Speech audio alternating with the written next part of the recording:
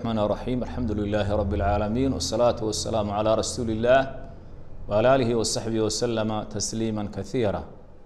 بإذن الله الكريم كلمة دينا وحاينو بإذن الله الكريم كجا حد للدونا وإنه جعلنا مركائن وذاقنا وإنه مقلنا لجهنا أي مقلان أحاديث كالصوب حذي أفكي رسول كريم محمد عليه الصلاة والسلام أحاديث أفكاس إلهي سبحانه وتعالى وأماني أويل وما يدعو عن الهوى إن هو إلا وحي يوحى وافكي رسول كريم محمد عليه الصلاة والسلام وحنا دورك حديث إنه كجا ورمي الدونا بارك الله فيكم قضى قصة أبسن بل الشريعة الإسلام كيقبي لده وحنا أجنا هاي وحلا يراه مركا شريعة إسلامكو يدا أيام مركا وحوي جهيسة قفك وحا وجعلان أي قفك مسلم كي يوحى ونعاي وحقفك مسلم كواجب كوين وجعلاده وحيالا إلهي وجعلي مركا أعماشا يوحى ونعسده كله وحى ونعبي هنا مركا ونعه وحاسو مركا عملا أما قولا أما فعل مركا قفك مركا والسماية وحقفك كم إذا إلهي سبحانه وتعالى قفك مؤمنك وحمامور كيه إلهي وفري إنه وحي إلهي حرمين مركا وحي قفك ونعو كفق هذا وحي إلهي وكواجبين وجعلاده أو لي ماده ويا مامور وحي إلهي ونفري مامورات كلا يراه وحي إلهي جعلي هي وحي إلهي نقر بينا ووحي إلهي سبحانه وتعالى عنه جعلين أما إلهي ونعبيه sidoo kale khalqiga ilaahay oo abuuray bini'aadanka iyo marka waxa weey jinka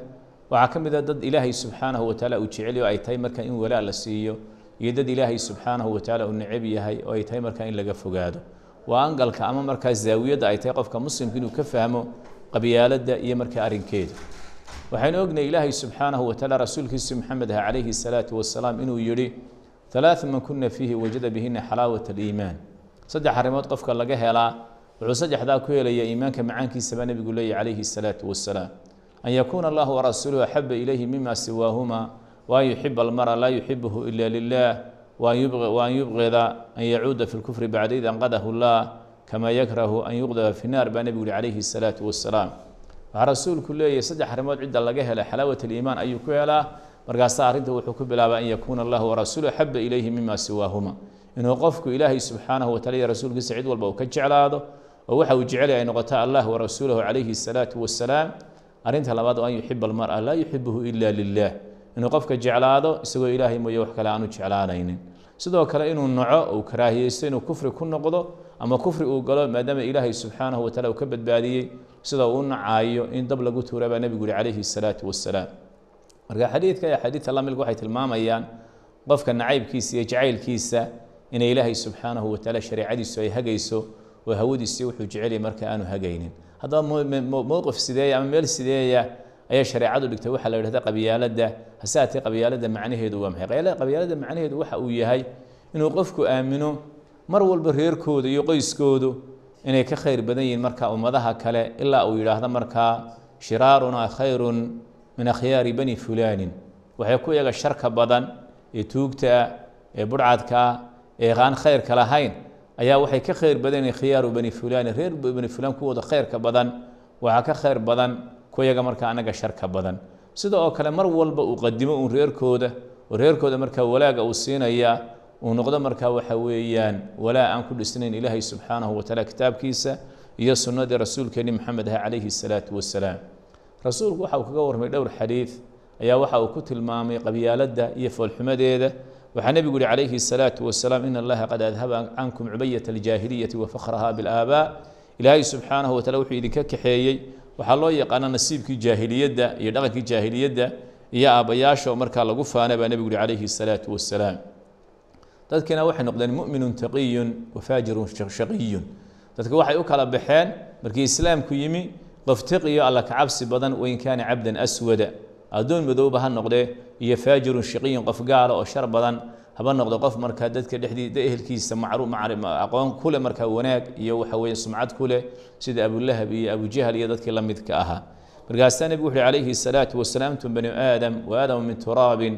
لما أنت وحكوا جد النبي الله آدم عليه الصلاة والسلام يا آدم نوحي الله سبحانه وتعالى وكأبوري مركا عيد أي كأبوري مرقاسا رسول لا يدعن رجال فخرهم بأقوام إنما هم فحم من فحم جهنم أو ليكونون أهون على الله من الجعلان waxaa nebigu leeyahy calayhi salaatu wasalaam rag baa ka joogi doona iska ilaalin doona oo ka hadhi doona faanka ay ku faanayaan markaa dad dhintay oo hoyday oo jahannamo markaa dhaqa xaabadeeda ah way waqtigaa waxaa jira odayaashii lagu faani jiray odayaal waqti jaahiligii dhintay ayay ahayn oo dhammaantood gaalo ahaa markaasa nebigu wuxuu leeyahy kuwaasa laga hadhi doonaa kuwaasoo ah markaa waxay dhuxulaha jahannamo ka mida ama waxaa noqon doontaan ilaahay agtiisa kuwa kaga liita waxa way bahasha loo yaqaano markaa xalowlwalka taasoo sankeeda ku riixda waxaa loo yaqaana baa nebigu leeyahy calayhi salaatu wasalaam qurunka waxaa nebigu xadiid kale uu ku yihi waxa weeyaan laysa mina man qaatala calaa casabiyi man dacaa ilaa casabiyatin walaysa mina man qaatala calaa casabiyatin walaysa mina man maata calaa casabiya waxaa rasuulku yihi calayhi salaatu wasalaam laysa mina man dacaa ilaa casabiya qofka qabyaalad ku baaqa naga mid maaha walaysa mina man qaatala calaa casabiya qofka casabiyad ku dul dagaalamana naga mid maaha hadduu ku dhintana naga mid maaha baa nebigu leeyahy calayhi salaatu wasalaam marka qofku inuu qabyaalad ku baaqo ilaahay subxaanahu watacaala waa xarimay sidoo kale inuu qabyaaladu dagaalamuu nafta u bixiyana ilaahay subxaanahu watacaala waa xarimay sidoo kale hadduu ku dul dhintay isagoo qabyaaladii wadana ilaahay subxaanahu watacaala qofkii muslimka waa ka xarimay nebigu wuxuu inoo sheegay calayhi salaatu wasalaam qabyaaladu iyo arrimaho kaloo la socdaaba inay tahay markaa waxyaalo jaahiliyada oo nebigu wuxuu arbacun fii ummati min amri ljaahiliyati laa yadrukunahuna alfakhru bilaxsaab wadacnu bilansaab walniyaaxatu cala almeyd walistisqaau binnujuum waxaa rasuulku leeyahy calayhi salaatu wasalaam afar arrimood waxay ka mid yihiin marka arrimaha jaahiliga ah markaasaa nebigu wuxu uhi calayhi salaatu wasalaam arrinta koowaad waxa ay tahay waxay alfakhru bilaxsaab iyadoo lagu faano markaa qoysaskii iyo reerihii lagu faano oo qofku reerkooda uu aamino reerkoodu reeraha inuu ka qiimo badan yahay ka karaamo badan yahay ka sharaf badan yahay waxaa kaloo nebigu yihi calayhi salaatu wasalaam wadacnu fi lansaab iyo qabaaisha oo la weeraro oo la wareemo oo wax laga sheego labada arrimood nebigu wuxuu ku daray labada arrimood waxay sumad u yihiin qabyaalada iyo casabiyadda ay sumad u yihiin waxaa nebigu labadaba marka uu ku tilmaamay inay yihiin marka min amri ljaahiliya waxaa kaloo nebigu 3 iyo 4 uu kaga dhigay niyaaxatu cala almeyd qof dhinto loo baroorto iyo sidoo kale walistisqaau binujuum xidigahoo lagu roob dalbo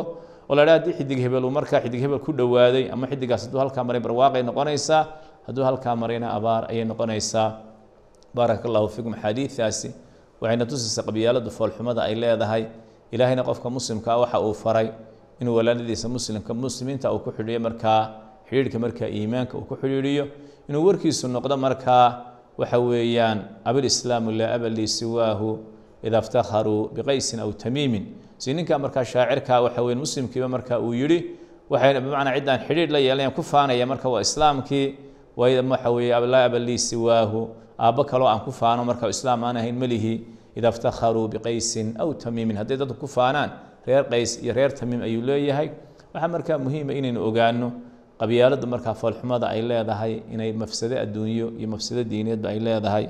ilaahay subxaanahu watacaala aynu ka baryaynaa an yahdiyana ilaa siraatihi almustaqiim